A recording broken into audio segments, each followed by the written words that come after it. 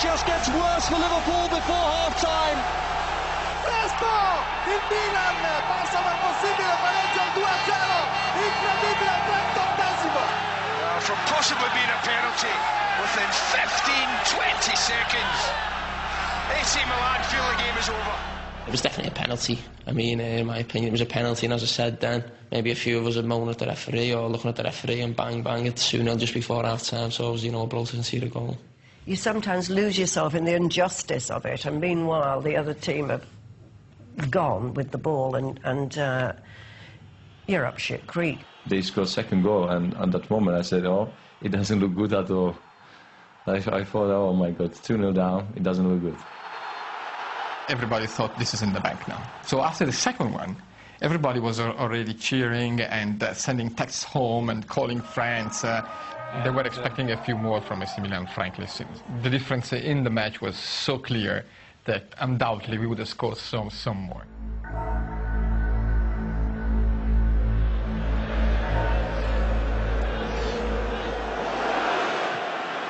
And they split again here, another chance for Crespo! Another goal for Hernan Crespo, and it's 3-0 to Milan. When that third goal went in, it was kind of a horror movie unfolding very, very slowly before your eyes, and you were out of control, you couldn't do anything. Like a nightmare, really. Just this kind of shock, really, that we were being stripped bare and humiliated before the world. It was big shock, big shock. I was very angry. I think most of the players, they were very angry, Sounds defeatist, but you're just thinking, I can't wait for this game to be over. I don't want this to be an embarrassment and, go maybe 4, 5, maybe even 6, you know what I mean? Because at the time, the way they were playing, they were just cutting us open. They were just too much quality for us first half. After this first half, I started to write my story. Glory, glory, hallelujah, AC Milan. We had cracked open the champagne and started celebrating. There was no question we were going to be European champions. What kept going through my head was, what are the worst defeats in European Cup finals? Are we going to suffer? Is there going to be some sort of historical, horrible moment here where we record the worst defeats in European Cup final? Game over. And to be honest, on air, I said, that's it, no way back. That was the lowest of low as a Liverpool fan I've ever been. 3-0 down and seemingly on the verge of European humiliation, Liverpool's dream of a 5th title was almost certainly over. AC Milan 3, Liverpool 0. The Reds' European dream was turning into a nightmare. Some Liverpool fans were finding it all too much to bear. The third goal just before half-time, I couldn't see any coming back into the game at all. I just didn't see any way that we were going to go back into the game. I remember I walked to the back of the stadium at half-time, and I was just literally kind of shocked walking around, and a fella stormed past me and left. And I shouted to him, "Come back in, mate, it's not that bad." And he went to give him 2 fingers, and I just thought, well, I know what he's thinking. I went up to the top of behind the goal and seemed to be just walking round in some state of shock is all I can describe it. And then just before the second half was due to start, some mad reason decided to leave. Milan have hit them heavy, and Milan have 8 fingers on the trophy. In the Liverpool dressing room, Rafa Benitez was facing the most important half-time team talk of his managerial career. Everyone's just deflated, no one really said a word, everyone just sitting there, head in their hands type of thing. But as I said, my fear was that it wasn't going to be an embarrassment for the club, because at that stage you're not believing that you're going to win the cup. I think it's gone and dusted, unless we're about to see the most miraculous game of European football ever. The coach said, "Jesse, keep your head up, because his second half is coming up, keep your head up." I said, "Yeah, keep your head up. We're losing 3-0, and how you can keep your head up?" No more goals. I said, no more goals, because if we consider again and again, it can be very bad. It can be debacle, it can be bad. And I said, maybe if he score 1, maybe we need to score at least one goal for our supporters. I just felt so sorry for them that a lot of them have paid that type of money to go on there, and then we've put on a performance like that, and then they're still doing their bit, singing and cheering us on, and you're thinking we've basically let them down.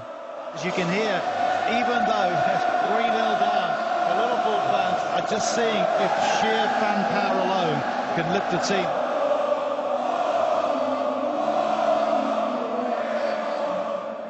And the North Stand started singing "You'll Never Walk Alone," and it's funny, I've never heard it sung like that before, ever.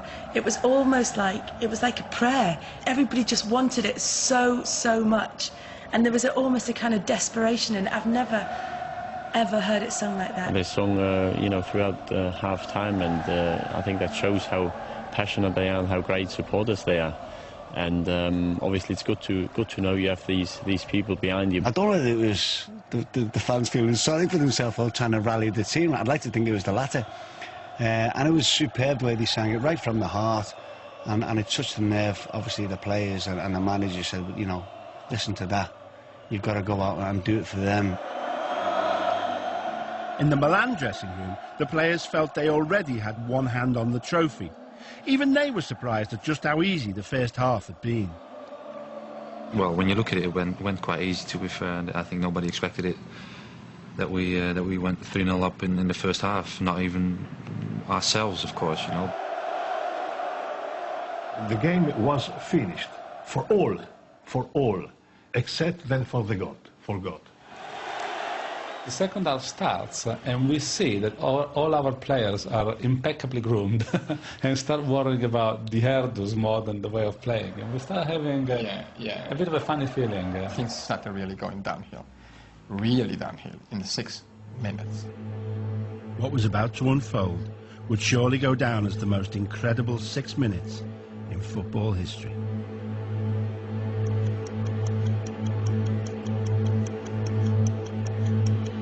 A man back to Alonso.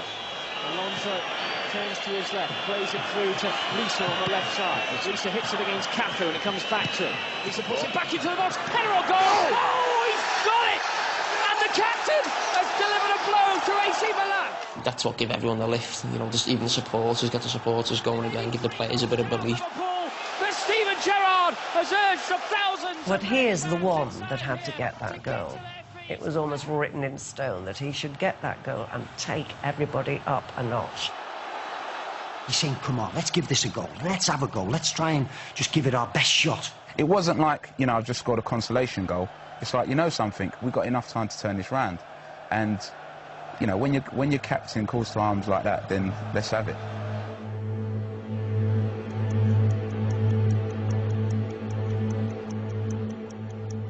The Felter Smeets are just outside the area, and I'm thinking, don't hit it, don't waste it, don't hit it, don't hit it.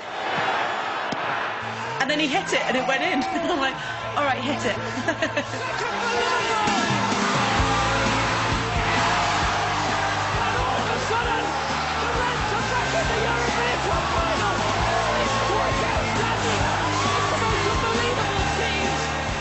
I'm not big shooter, but sometimes you have to try to shoot, and there were too many players that had no other option.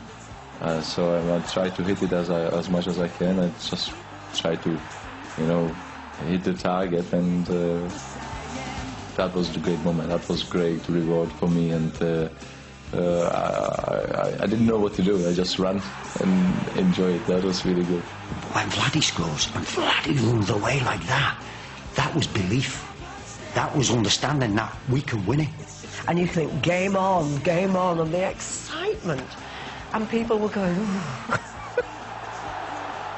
I saw every Liverpool player wanting to get the ball and get it back to the halfway line, because they knew then they had them on the rack. Obviously the first one gives you a bit of hope, but I think this one gives you belief now that you are going to do. We had another half an hour to go. I think you could just see in the Milan faces, must have been, couldn't believe what was going on, probably the same way we felt when it was 2 or 3-0. They at this point were like shell shocked. Suddenly, people were quiet, smiles were gone away, people started switching off the mobile phones, which were receiving texts from friends. Oh, congratulations, you won again. And that's when the mood really changed. Not with the first one, but with the second one.